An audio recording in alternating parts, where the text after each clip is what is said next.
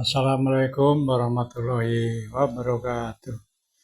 Saudara-saudara sekalian, bicara tentang monyet Rizik Syihab itu nggak ada habisnya. Tapi bukan bicara positif-positif, bukan. Soalnya karakter Rizik itu negatif semua.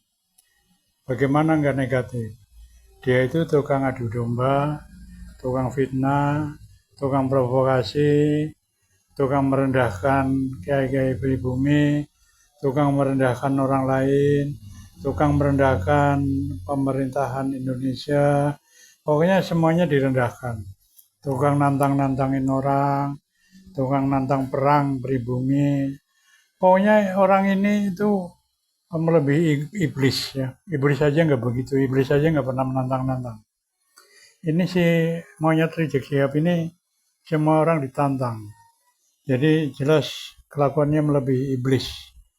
Padahal dia ngaku cucu Nabi. Tidak mungkin dia cucu Nabi. Kalau cucu Nabi kelakuannya, karakternya, moralnya nggak seperti itu.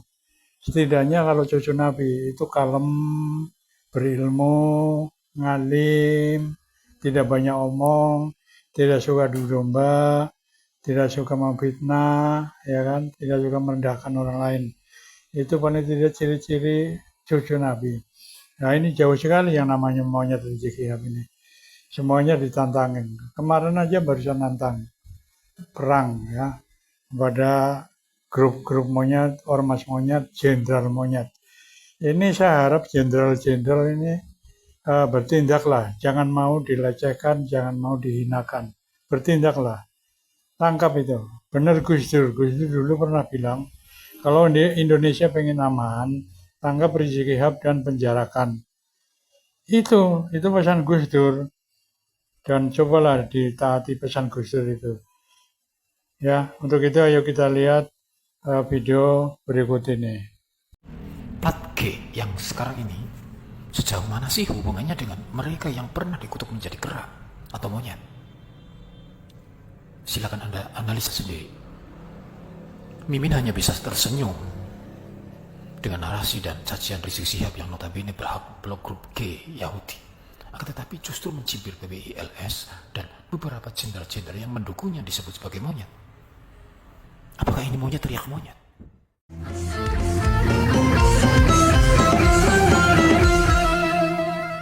Enggak, ini enggak boleh dibiarkan lagi, saudara. Ini sudah kelewat batas. Ulama-ulama besar Islam seenaknya mereka hina. Dan ini bukan baru pertama kali. Maka itu saya lihat ini enggak boleh dibiarkan. Maka itu berdasarkan pertemuan ini, saudara, saya mau sampaikan nih kepada monyet yang didukung oleh sejumlah jenderal-jenderal monyet, saudara. Ada oknum-oknum jenderal-jenderal monyet yang mendukung ormas monyet ini, saudara. Sampaikan kepada mereka, saudara.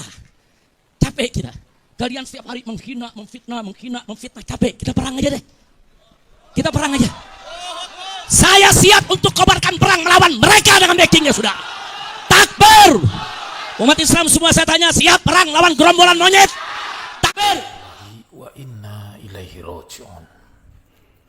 Bapak Rizik Syihab, seorang imam besar para habaib di Indonesia, dan telah mengklaim sebagai keturunan Nabi Shallallahu Alaihi Wasallam.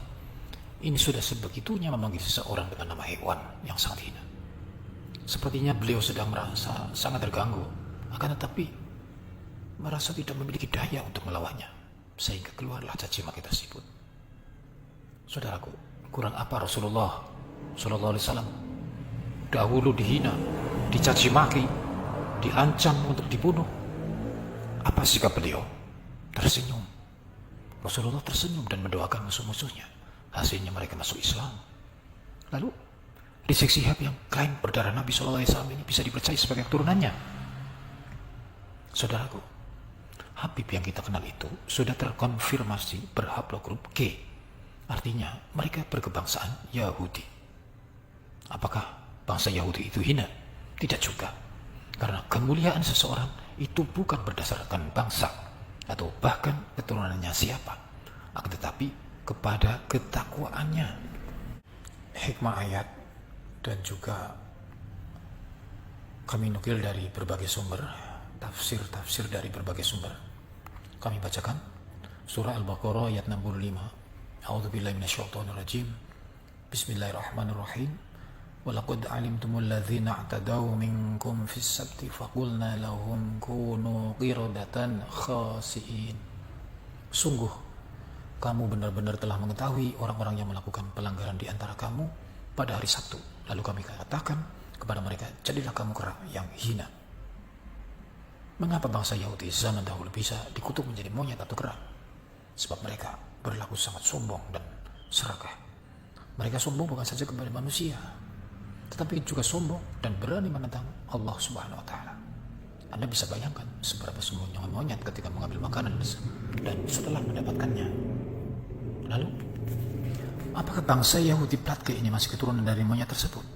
Rasulullah SAW telah menyebutkan dalam hadis riwayat Muslim yang artinya, dan sesungguhnya Allah tidak menghancurkan atau tidak mengazab pada suatu kaum atau manusia, maka Allah akan menjadikan mereka memiliki keturunan. Dan sesungguhnya kera dan khinzir atau babi telah ada sebelum tragedi pengutukan Bani Israel atau Yahudi.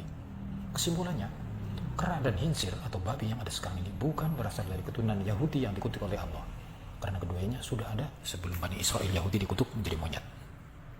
Para ulama ahli tafsir berbeda pendapat dengan riwayat selanjutnya tentang kera-kera kutukan bangsa Yahudi ini. Ada sebagian yang beranggapan bahwa setelah itu mereka mati begitu saja setelah 3 hari 3 malam. Hal ini agar mereka merasakan kehinaan di dunia sebelum mereka dimatikan. Ada sebagian lagi yang mengatakan bahwa setelah menjadi kera, Allah mengembalikan lagi mereka ke wujud semula atau menjadi manusia lagi. Namun, hati-hati mereka tidak berubah dan tetap berperilaku sebagaimana kera-kera yang serakah. Menurut setengah riwayat, ahli tafsir diantaranya menurut riwayat Ibnu Ishaq, Ibnu Jarir, dan Ibnu Abbas, mereka itu dikutuk sehingga berubah menjadi monyet semuanya. Akan tetapi setelah mereka menjadi monyet, mereka tidak bisa makan dan tidak bisa minum sehingga tidak sampai 3 hari sesudah perubahan itu mereka pun mati semua. Setengah ahli tafsir lainnya menyatakan bahwa mereka disumpah Tuhan, disumpah oleh Allah Subhanahu wa Ta'ala sehingga langsung bertukar menjadi kera, jalan dengan kaki 4, gigi berganti dengan saing, tubuh mereka tetap seperti manusia akan tetapi perangnya sudah seperti kera. Mereka datang berkelompok-kelompok ke ladang orang.